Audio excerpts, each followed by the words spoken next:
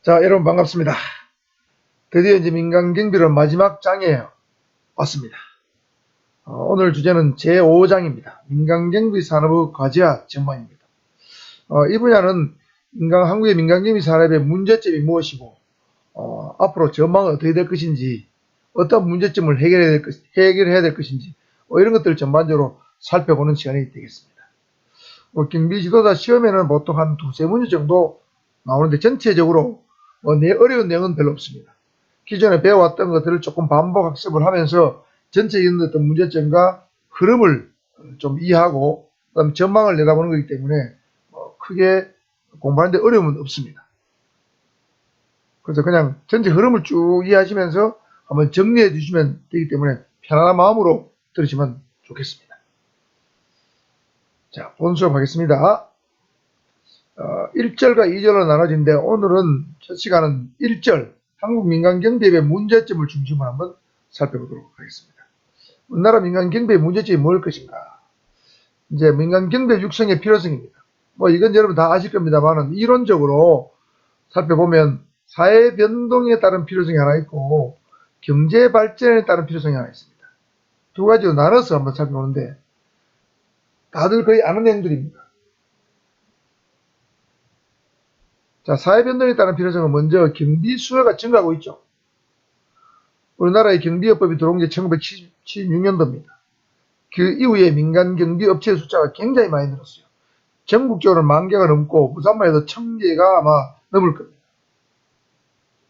이 경비 수요가 증가한 것은 바로 그만큼 공장도 커지고 많아지고 그 다음에 아파트 같은 거 주택단지 같은 것도 대규모화 되면서 기획 및 수요가 늘었다는 것이죠. 시설이 커지고 아파트 단지가 커지고 빌라가 커지고 오피스텔이 많아지면 질수록 그에 비례해서 범죄가 증가하면서 안전에 대한 욕구도 증가하겠죠. 그래서 경비수요는 증가할 수밖에 없습니다. 두 번째는 경찰력의 한계죠. 예를 들면 범죄가 증가한 만큼 경찰력이 늘어나지 않는다고 그랬죠. 항상 범죄가 먼저 확 늘어나면 경찰은 그 다음에 따라가는 거예요. 사회제도의 정비, 법과 제도의 정비는 뒤따라갑니다. 더군다나 경찰력도 그렇게 증가하지 않는데도 불구하고 대한민국의 경찰은 대부분은 경찰력의 상당 부분이 시국 치안, 국가 치안에 많이 집중되어 있었습니다. 여기서 시국 치안, 국가 치안은 뭐냐면 불법 집회 시위 또는 합법적인 집회 시위 대관리 이런 것들입니다. 사실 우리 지금 코로나 시국이기 때문에 데모가 적지, 사실 코로나 시국 아닐 때는 여러분 강화문에서 서초동에서 얼마나 많은 집회가 있습니까? 전국적으로도 많았고 특히 서울은 더 많았죠. 그것도 몇십만 몇백만 명 모이고 하니까 거기에 대부분의 경찰력이 집중될 수밖에 없어요. 그러다 보니까 상대적으로 국민의 민생과 관계된 민생 치안은 소홀할 수밖에 없죠. 살인, 강도, 강간, 절도, 폭력, 상해, 마약, 방화 이런 건 민생 치안이죠. 이런 건 소홀할 수밖에 없었습니다. 세 번째는 첨단 기술의 발달이죠. 과학기술의 발달, IT 기술의 발달, 산업기술의 발달은 역시 기획 및 수요를 증가시킵니다. 인력 경비 수요도 약간 증가시키지만 기획 및 수요를 더 많이 증가시킵니다. 미국도 70년대의 어떤 산업기술의 발달, 과학기술의 발달이 기획 및 수요를 굉장히 급증을 시켰고 그래서 70년대는 가정에까지 기획 및 시스템이 보급되기 시작했죠. 네 번째는 자구의식의 전환입니다. 내 가정, 내 자신은 내 스스로 지킨다. 이런 식이 많이 생겨났다는 거죠. 당연한 거 아니겠습니까? 경제 규모가 성장하고 잘 살게 되면 내 자신을 내가 지켜야 된다는 그런 인식이 싹들 수밖에 없습니다. 국가가 다 지켜주지 못한다는 인식, 경찰 다 지켜주지 못하는 인식이 생길 수밖에 없죠. 또 실제로 지켜주지도 못합니다. 10명의 경찰관이 1명의 범인을 지키지 못한다. 돈놈 잡지 못한다. 그런 말 있잖아요. 그건 예나 지금이나 똑같습니다. 그런데 지금은 더 어려워요. 보십시오. 경찰관의 숫자 그렇게 많이 늘지 않았죠? 지구대 파출소 숫자 옛날하고 별 차이가 없습니다. 그런데 아파트의 규모라든가 공장의 규모라든가 이게 산업화 도시가 된 건 얼마나 크겠습니까? 경찰력이 미치지 못하는 분야가 너무 많습니다. 아파트 예를 들면 50층 100층짜리 아파트에 누가 사는지 같은 사는 아파트 사람도 모릅니다. 그런데 경찰이 어찌 알겠습니까? 그 안에서 어떤 범죄가 일어날지, 어떤 일이 일어날지 알 수가 없습니다. 회사 안에서, 아파트 안에서, 어떤 빌라 안에서, 주거용 오피스텔 같은 경우도 뭐 19층, 20짜리가 많죠. 거기에는 전부 다 독립적인 생활하기 때문에 다 비밀장치가 되어 있으니까 그 안에서 어떤 일이라도 경찰이 알 수가 없어요. 신고되지 않으면 알 수 없는 그런 세상이 되어버렸다는 거죠. 그 내 가정과 내가 지켜야 되니까 집에다가 디지털 키를 하고 각종 보안 장치를 하고 그렇게 돼 있죠. 그 다음 홈 시큐리티 시스템을 도입하고 이렇게 될 수밖에 없습니다. 이 사회 현상이죠. 두 번째는 경제 발전에 따른 필요성입니다. 경제가 발전하면 경비의 수요가 증가한다. 왜 그럴까요? 경제가 발전하면 기업은 생산 부분, 연구 부분에 인력을 투입합니다. 그리고 생산적이지 아니고 연구 부분이 안 되는 외부 위탁을 줍니다. 소위 외주를 준다고 그러죠. 그래서 경비 안전 분야, 환경 미화 분야, 이게 대표적인 외주 분야예요. 우리나라에서도 최근에 모 대학에서, 모 국립대학에서 청소 환경미화원들이 상당 기간 파업을 한 적이 있죠. 외주를 주다 보니까 청소 환경미화원들의 근무 환경이 너무 열악하고 보수가 열악하니까 상당히 파업을 한 적이 있어요. 외주의 문제점입니다. 기업 입장에서 어쩔 수 없어요. 이걸 직접 예를 들면 직접 고용하게 되면 파업을 한다든가 하면 굉장히 기업의 이미지에 영향을 미치고 기업의 어떤 비용 부담이 증가되기 때문에 외주를 주려고 하는 거죠. 그 효율적으로 보는 거예요. 두 번째는 인건비 상승이죠. 사실 뭐 기업이든 조그만 뭐 자영업을 하든지 간에 인건비가 전체 비용의 한 30에서 50%, 60% 차지합니다. 그 이상 차지하는 기업도 있습니다. 인건비 상승은 기업 경영의 압박 요인이죠. 예를 들면 뭐 자동차 회사에 뭐 산업 현장에 있는 근로자들이 연봉이 9천 1억씩 되는 자동차 회사도 있죠. 그 정도로 인건비가 많이 상승하게 되면 기업 경영에 압박 요인이 되기 때문에 경영 합리화 일환으로 기획 및 수요가 늘어날 수밖에 없습니다. 사람을 줄이려는 거죠. 우리 뭐 최근에도 경찰청에서 그런 지시가 있었죠. 아파트 경비원들은 경비 업무 외에 다른 일을 시키지 마라. 뭐 이런 지시가 내려가니까 경비원들은 뭐 다른 뭐 청소 뭐 택배 이런 일 안 하니까 좋아질 것 같은데 사실은 아파트 입주자 대표의 입장, 도급인의 입장에서는 경비원들이 경비만 해? 그럼 경비원은 뭘 많이 필요 있어? 경비원을 자꾸 줄이거나 자르는 해고 현상이 발생했죠. 그런 지시가 경비원을 도와주는 것 같은데 사실은 경비원을 도와주지 못하고 실업을 더 만들어내는 이런 결과를 야기하게 됐습니다.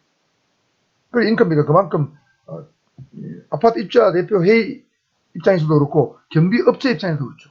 경비원을 많이 쓰면 경비업체 입장에서는 인건비 상승이 되죠. 그러니까 기획인비를 전부 아파트에서도 웬만한 거는 기획인비를 지원하죠. 자동차 출입할 때도 전부 바코드 시스템을 해가지고 첫 차단기 설치하고 번호를 자동 인식 시스템으로 바꾸고 있잖아요.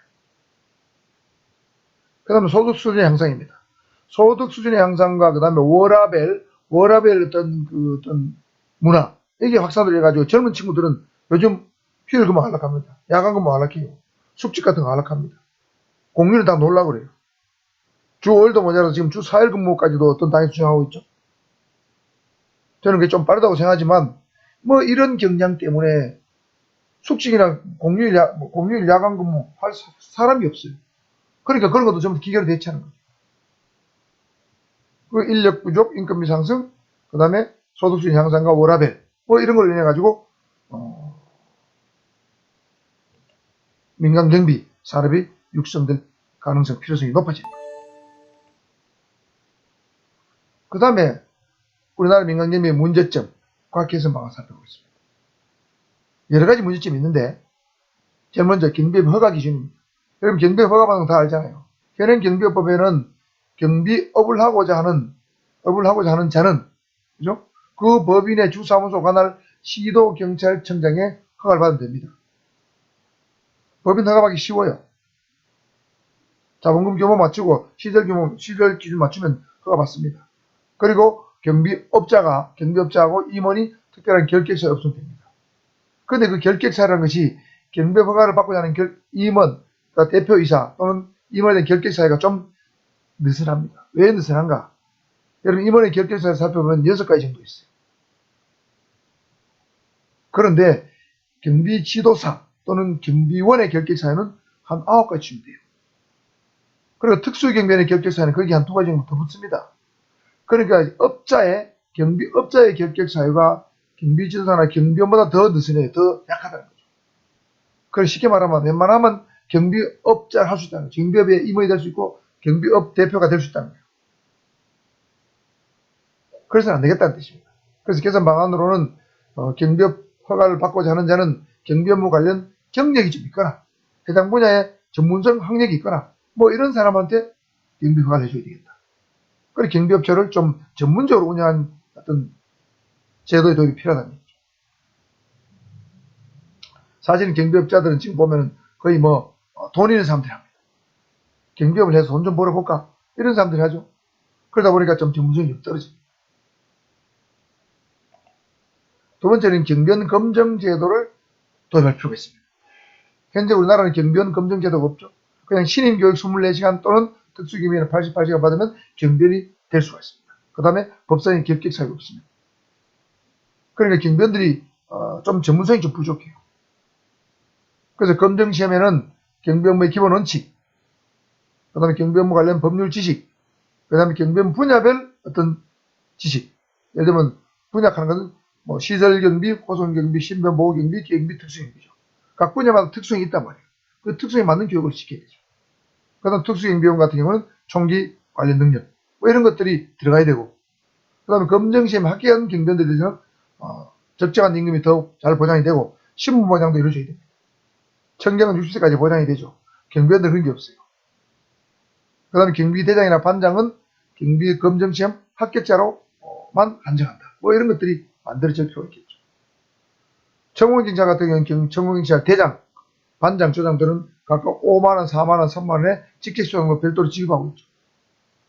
그리고 검정시험 합격자로 대장이나 반장을 만들면서 수당을 좀 더 준다든지 이런 것들도 필요하다. 세 번째는 손해배상제도입니다. 현재 경비업법에는 공제제도가 있죠. 경비협회에서 공제제도를 운영하고 있습니다. 그런데 이 공제제도는 겉으로는 경비업자와 경비원을 보호하기 위한 제도입니다. 예를 들면 경비원이 고의가실로 고객에게 또는 제3자에게 여러가지 손해를 끼쳤을 때는 경비업자가 우선적으로 배상해 줄 게 있습니다. 그런데 사실은 들여다보면 이 공제제도는 고객을 보호하기 위해 고객들이 예를 들면 경비원한테 발이 밟혀가지고 많이 다쳤다.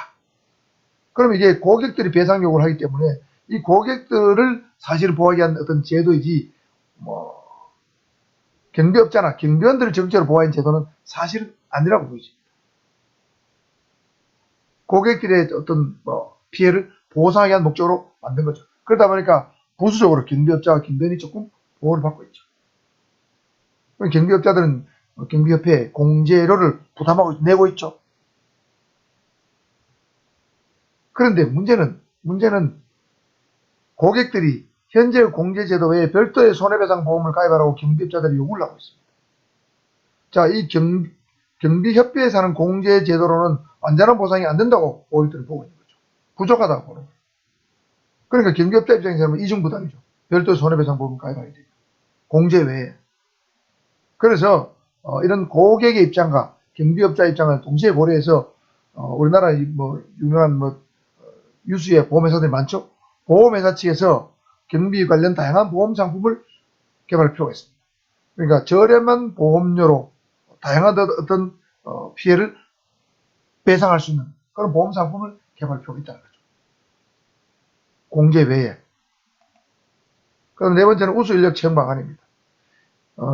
우수한 경비 인력을 채용을 해야 되는데 과연 그렇게 하고 있는가? 그렇지 못하다는 거죠. 현재는 경비원 신임 교육만 받고 예를 들면 결격 사유만 없으면 다 경비원 할 수 있습니다. 웬만한 사람 경비원 다 할 수 있죠. 그래서 보다 좀 세밀화된 선발 과정을 만들 필요가 있다는 거죠. 그래서 임용 전 조사를 살펴보면 먼저 현재는 대부분 지원 동기, 경력, 직업에 대한 어떤 지식 요거 면접이 대부분입니다. 그것도 간단히 끝나요. 경비원 뽑을 때 가서 사장이나 밑에 경비조사나 임원들 만나서 몇 가지 인터뷰하면 끝입니다. 신원조사도 소정양식의 단순히 기장 정도 이거 확인도 못하는 거죠. 그걸 끝입니다. 과연 이 친구가 경비원을 잘할 수 있는 능력이 있나? 성격은 주변 사람들을 잘 어울릴 수 있나 없나? 어떤 고객들이 어떤 불만 제기에 흥분하지 않고 좀 차분하게 잘 대처할 수 있나 없나. 뭐 이런 것들을 검증할 필요가 있는데 그런 것들 검증이 안 되고 있죠. 그래서 경비원에 대한 어떤 적성 검사 같은 것도 도입할 필요가 있다는 거죠. 경찰 같은 경우는 소방관은 대한경찰관 다 적성 검사 도입하죠. 적성 검사 해서 통과돼야 됩니다. 사실 고객을 응대한다는 건 굉장히 어려운 일이죠. 고객 중에는 좀 별난 사람도 있습니다. 악성 고객도 있죠. 아파트 주민 중에도 있습니다. 그런 사람들을 어떻게 유연하게 잘 대응할 것인가. 이런 것들도 필요한데 굉장히 다혈질인 경비원이다. 그러면 흥분해가지고 고객하고 싸울 수 있습니다. 싸울 수도 있고 고객을 때릴 수도 있겠죠. 물론 갑질하는 주민도 문제가 있지만 경비원도 적절히 잘 대응해야 된다. 그 다음에 적정 보수 규정을 도입할 필요가 있습니다. 도급 금액에 관계없이 경비원 개인의 능력, 경력, 교육 수준, 그 다음에 책임감, 그 다음에 검정시험 같은 게 있다면 검정시험 뭐 합격 여부 이런 거에 따라서 보수 규정도 다양하게 세분할 필요가 있다는 거죠. 그럼 경비원은 노력할 것이다. 돈을 많이 벌기 위해서. 자격도 하고, 그죠? 경력도 갖추고, 교육도 받고 한다는 얘기죠. 그 다음 경비업자들 간의 정보 교환도 필요합니다. 우수한 경비를 확보를 해서는 업자들 간의 경비원에 대한 충분한 정보 교환이 이루어져야 됩니다.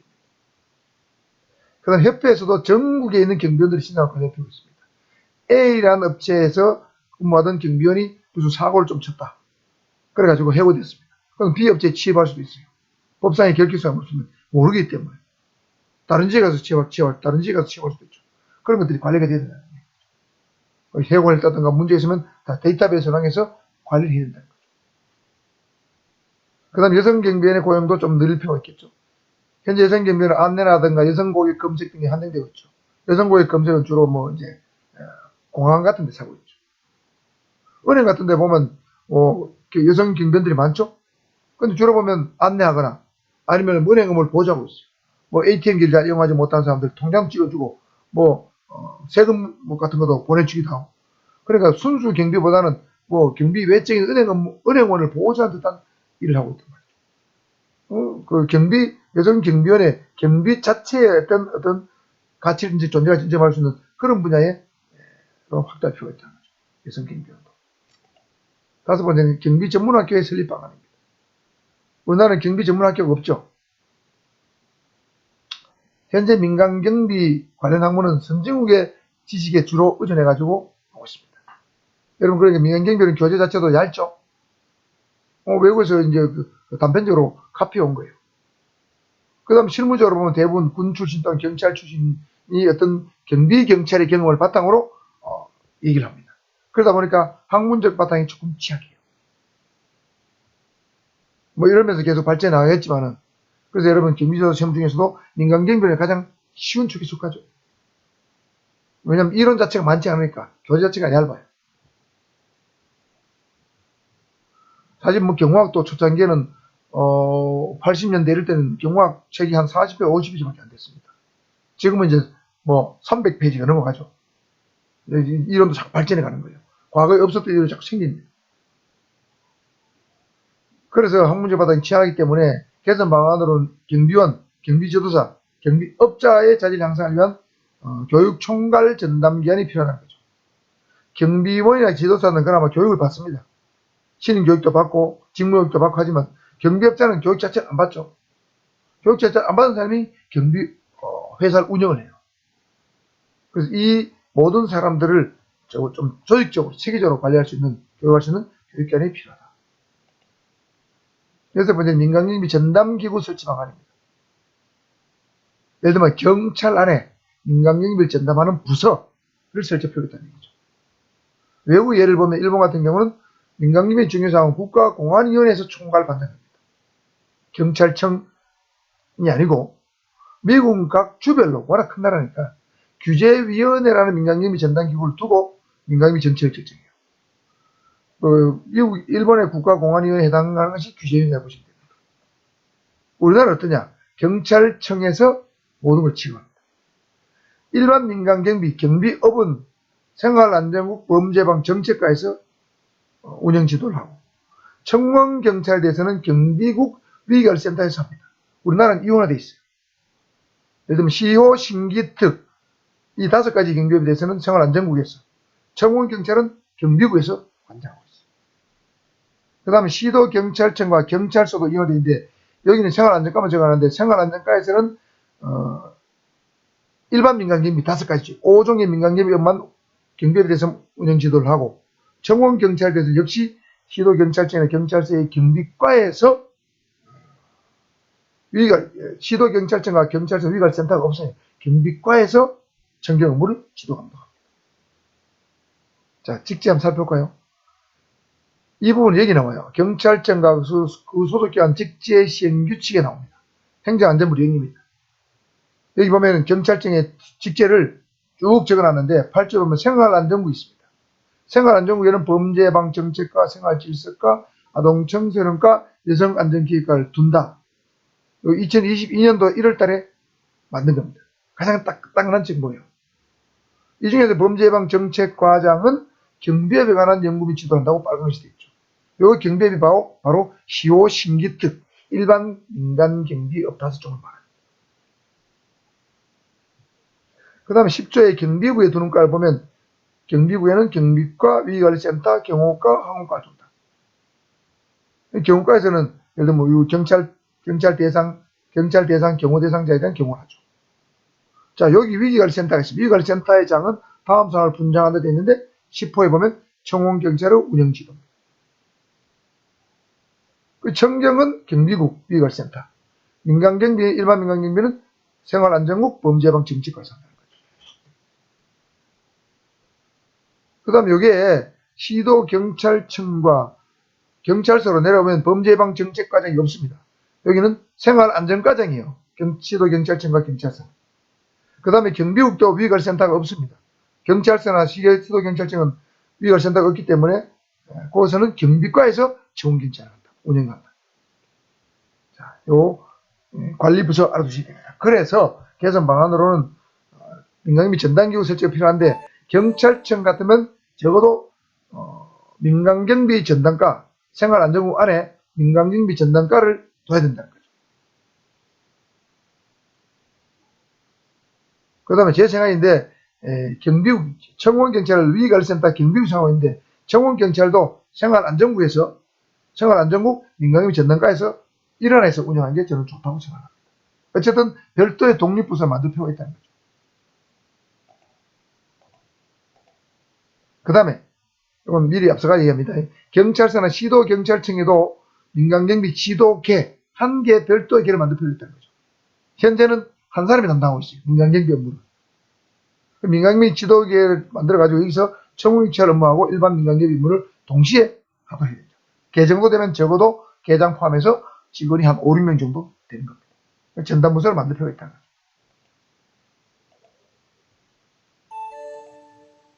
그 다음에 7번째는 경찰과 민간경비 협력 증진 방안입니다. 우리나라는 사실은 민간경비와 경찰은 협력관계가 아니죠. 그냥 지휘감독관계를 보면 됩니다. 그런데 선진국은 오래전부터 경찰과 민간경비는 상호 긴밀한 협력관계를 구축해왔어요. 특히 미국 같은 데 보세요. 경찰관이 주간에는 경찰서 일하고 야간에는 민간경비 회사에서 일하죠. 투잡이 허용돼요. 그런 제도가 있잖아요. 문라이팅을 해가지고. 문라이팅이 있다고 그랬죠. 그렇게 허용되기 때문에 경찰과 민간경비는 한 몸으로 봅니다. 지휘감독 관계가 아니고 상호협조 관계로 봐요. 범죄 예방이라든가 순찰 이런 건 같이 합동으로 잘한단 말이에요. 그리고 우리나라는 안 그렇단 말이에요. 경찰이 일방적으로 범죄 예방이나 방범 활동을 해왔기 때문에 민간경비는 경찰의 보조적 수단 내지는 그냥 귀찮은 존재, 법이 있으니까 할 수 없이 감독하는 존재 이런 정도로 봤다. 그래서 이걸 계속 고쳐야 된다. 이런 인식을 고쳐야 된다는 거죠. 그래서 민간경비와 경찰은 상호 업무 협력을 위한 어떤 업무 기준 또는 규약 같은 걸 작성할 필요가 있다는 거죠.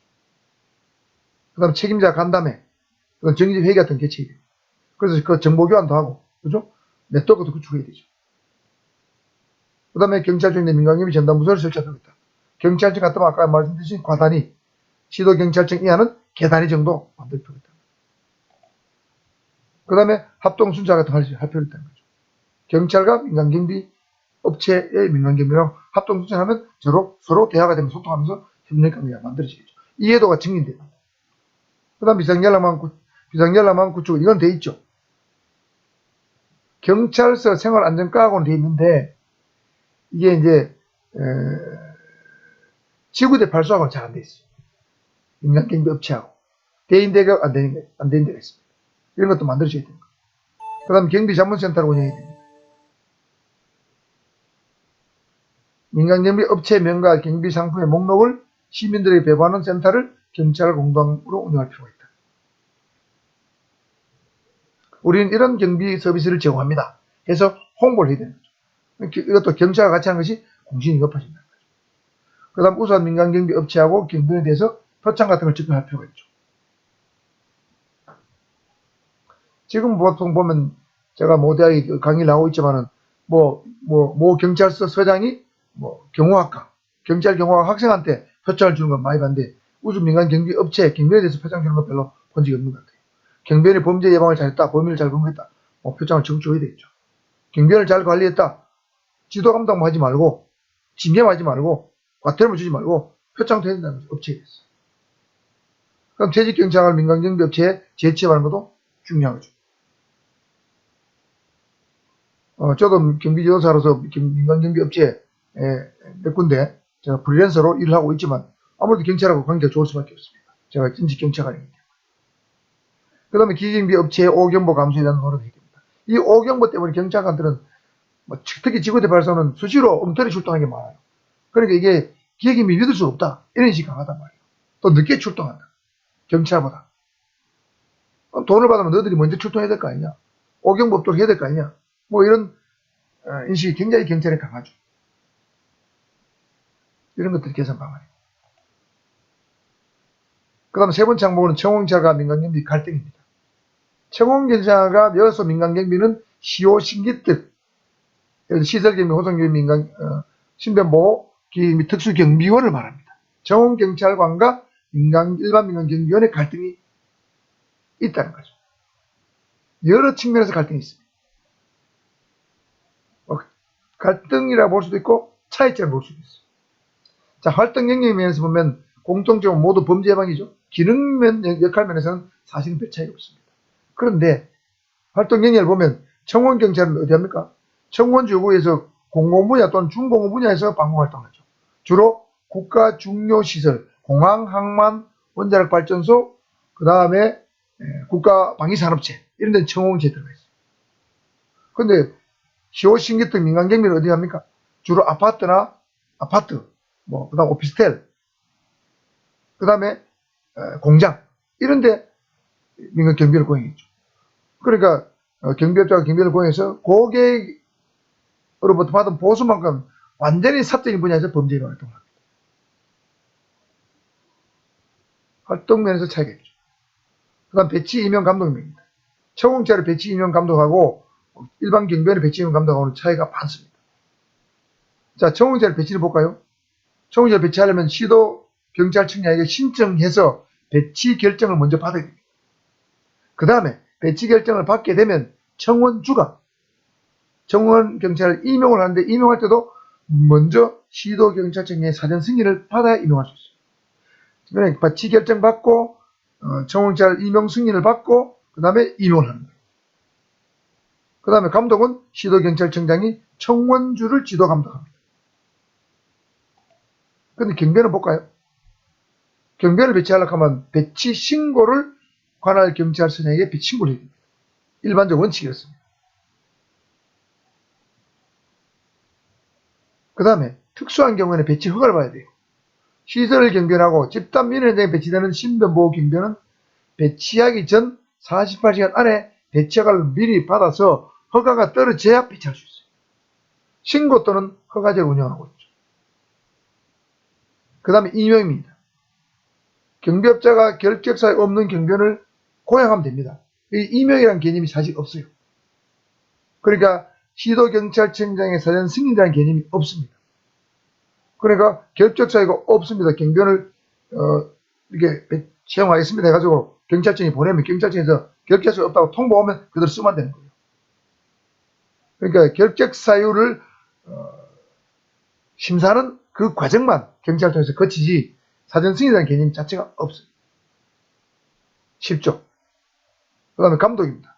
경찰청장, 시도경찰청장은 경비업자와 지도사를 지도 감독합니다. 요 업자가 청원주에 해당되겠죠. 근데 지도사이기 때문에 지도사를 지도 감독하는데 청경은 청원주를 지도 감독하니까 청경대장이라든가 반장, 조장을 지도 감독하는 규정은 없습니다. 시도청장이. 차이가 좀 있죠. 그 다음 지휘체계상 문제점입니다. 자, 이거 보세요. 청원경찰과 민간경비원을 누가 지도 감독하는가 보죠. 지휘 감독하는가 보죠. 겉으로는 청경이나 민간경비 모두 관할 서장의 지휘 감독을 받습니다. 감독 명령을 받아요. 근데 이 관할 서장이 하는 거는 보통 한 달에 한 번입니다. 평상시에 지휘 감독 누가 하느냐? 이게 실질적 지휘 감독이에요. 청경은 청원주가 임명한 유능한 자, 즉 청경대장, 반장, 조장이에요.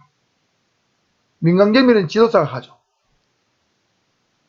실적 지휘 감독은 청경대장, 반장, 조장, 지도사가 한다는 거죠. 서장이 아니라는 얘기예요. 그 다음에 지휘체계에 이원화 문제가 대듭니다. 요거는 청원경찰법 시행령 19조 1항 때문에 그래요. 일반적으로 이원화 문제가 발생이 안 되는데 이 시행령 19조 1항의 규정 때문에 이원화 문제가 발생합니다. 자, 요 보라색 글씨 잘 봅시다. 경비업법에 따른 경비업자가 중요시설 경비를 도급받았을 때는 청원주는 그 사업장에 배치된 청경의 근무 배치 및 감도에 관한 권한을 경비업자에게 위임할 수 있다. 이게 무슨 말이냐? 예를 들면 김해 공항에는 청원경찰과 특수경비원이 같이 배치되어 있습니다. 중요시설 핵심시설에는 청경이 근무하고 그 외곽에는 특수경비원이 근무를 해요. 울타리가 쳐진 곳 주변하고 초소 이런 데는 특수경비원이 근무합니다. 그 다음 비행기 예를 들면 고객이 왔다 갔다 하는 시설, 그 다음에 비행기가 주차하는 주기장이라 합니다. 주기장, 활주로 이런 데는 특수경비원이 근무를 해요. 자, 그렇다면 예를 들면 특수경비업자가 김해공항에 있는 특수경비업자가 김해공항 전체의 경비를 도급받았다. 근데 이미 청경이 있어요. 그러면 경비업자가 어디까지 그 청원경찰을 지휘 감독하느냐? 청원경찰의 근무 배치 및 감도에 관한 거나만 경비업자에게 위임하니까 갖고 있어요. 그러면 청경에 대한 임용과 해임과 같은 권한은 청원주가 여전히 보유하고 있어요. 그럼 만일에 김해공항에 북한에서 예를 들면 특수부대원들이 김해공항을 기습했다. 간첩이 기습했다. 그러면 김해공항에 대한 방어 책임은 누가 지휘해서 감독하느냐? 이때 청원경찰은 누가 지휘하느냐? 애매해집니다. 근무 배치 및 감독은 경비업자가 하고 임용, 해임, 해임에 대한 권한은 청원주가 갖고 있어요. 그 지휘체가 이완돼가 청원경찰은 헷갈리는 거죠. 누구 지시를 받아야 되지? 이런 문제가 생긴다. 비상사태에 신속하고 책임있는 대응이 불가능하다. 제가 볼 때는 이 규정은 사실은 없애야 될 규정 같아요. 필요 없는 규정 같습니다. 도급을 그렇게 안 주면 되죠. 청원경찰과 특수경비는 이원화 체제를 운영하면 되는 거예요. 이런 규정 자체가 저는 필요 없다고 폐지해야 된다고 생각하는 사람입니다. 보수면입니다. 보수면에 보면 청경인 경비원보다 일반적으로 더 많이 받죠. 신분 보장도 받고 돈도 많이 받아요. 특히 이제 보수가 좋은 원자력 발전소, 한국에 이런 데는 청원경찰 보수가 굉장합니다. 그 업체 시설 청원주가 있는 소속된 시설 업체가 부자고 돈이 많으면 또 보수 많이 죠. 경비원도 어떻습니까? 경비원들은 도급 계약에 따라서 도급 받은 금액에 따라서 보수를 주죠. 그러다 보니까 경비회사마다 보수가 천차만별이에요. 최저임금은 물론 주고 있죠. 최저임금은 주고 있지만 경비업체에서도 경비원들 많이 못 주는 이건 뭡니까? 최저임금 방식으로 도급 입찰을 해요. 아파트 입찰한다. 아파트 경비를 한다고 치면 입찰 대표에 있어서 여러 업체 중에서 가장 낮은 가격에 입찰한 업체에다가 경비 업무를 도급한단 말이에요. 그러니까 낮은 가격에 입찰을 받으니까 경비업체 입장에서는 경비원에게 돈을 적게 줄 수밖에 없어요. 경비원의 근무 여건이 열악하다, 보수가 열악하다 하는 것은 바로 경비업자만의 문제가 아니고 도급을 주는 도급업자, 도급 인양하고 관계에서 결정된다는 거죠. 경비업체만의 문제가 아니라는 겁니다. 그 다음 손해배상면에 살펴보면 청원경찰법은 청원경찰에 어떤 불법행위를 했다. 할 때는 민법에 원칙적으로 따릅니다. 민법이 적용돼요. 그러니까 여러분 민법은 뭡니까? 불법행위 한 자가 손해배상 책임지는 것이 민법의 규정입니다. 내가 누굴 때렸다 그럼 내가 물어줘야 됩니다. 이게 민법의 규정입니다. 예외적으로는 국가기관이나 자체단체 근무 청경은 국가배상법이 적용돼요. 국가를 상대로 고객이 손해배상을 청구하는 거죠. 그리고 예를 들면 청원경찰 같으면 청원경찰이 근무를 하다가 누굴 다치겠다. 그러면 그 청경을 상대로 손해배상 청구 수행하면 되는 거예요. 고객이. 근데 경비업법에는 이래 있어요. 26조에 경비원이 고의 업무 수행 중에 고의 과실로 고객이나 제3자에게 손해를 입혔을 경우에는 업자가 배상해야 된다고 있습니다. 경비원이 원래 배상하는 것이 민법의 원칙입니다. 그런데 업자가 배상하는 것은 민법상의 사용자 책임 규정이 적용된 거예요. 경비업법에는 사용자 책임 규정이 적용돼서 민법에 적용을 받지 않고 경비업에 우선 적용됩니다. 경비업법은 민법의 특별법이에요. 손해배상 측면에서 보면. 그래서 이게 먼저 적용돼요. 그러다 보니까 고객 입장에서 보면 아니 경비업자가 내한테 돈을 물어줬는데 그게 좀 내한테 볼 때 부족해. 만족이 안 돼. 그럼 경비원을 상대로 손해배상 청구를 할 수 있나 없나 이런 문제가 경비업에 규정이 없습니다. 그러니까 고객과 경비원 사이에서 누구를 상대로 손해배상 청구를 할 수 있나 없나 이런 문제가 남아있다는 거죠. 그런 분쟁이 많이 생겨요. 물론 해석상으로는 1번은 먼저 경비업법이 적용되고 두 번째는 민법의 규정, 민법의 일반론을 중에서 경비원에게도 경비원을 상대로도 손해배상 청구할 수 있다고 해석은 하지만 법으로는 명확치 않다는 거죠. 이것이 문제점. 여섯 번째, 무기휴대 관련 문제점입니다.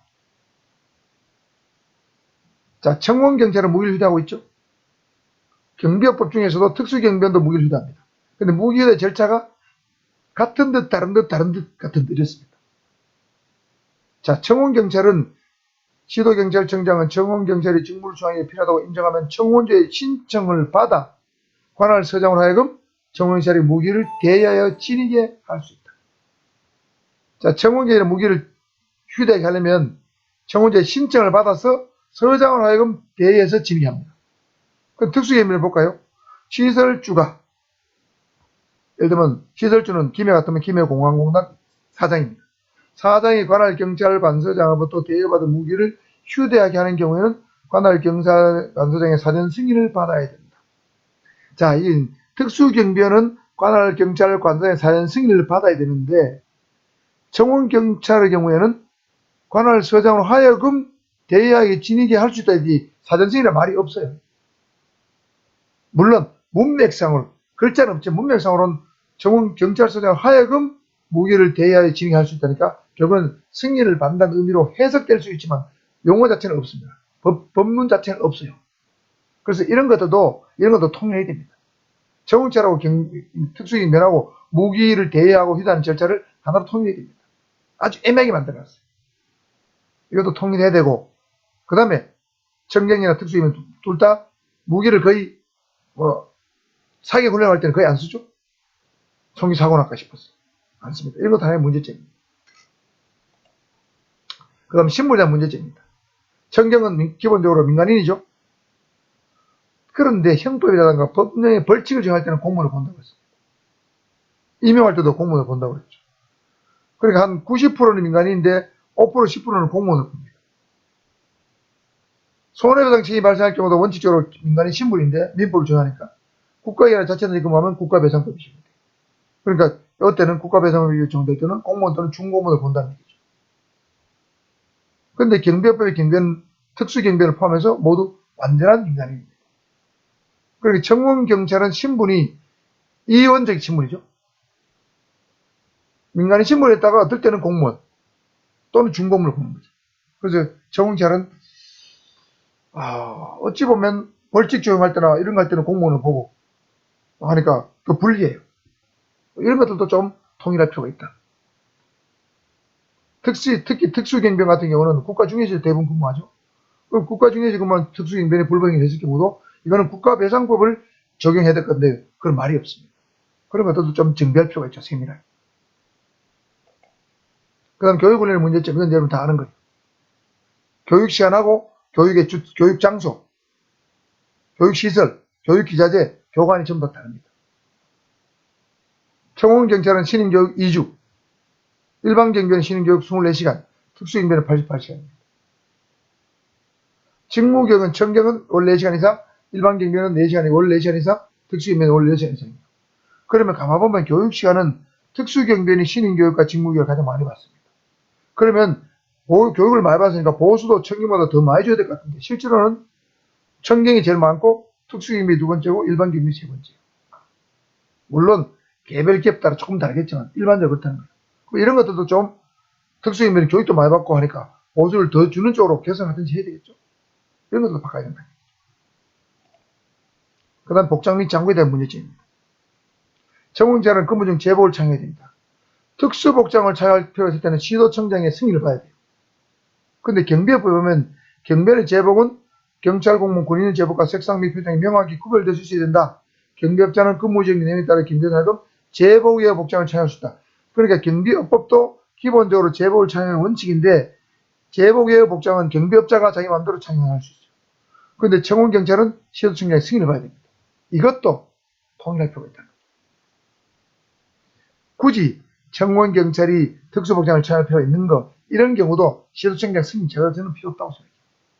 청원주의 재량으로 특수복장을 착용하게 하면 되고 굳이 필요하다면 사후에 신고하도록 하면 좀 좋지 않냐 생각합니다.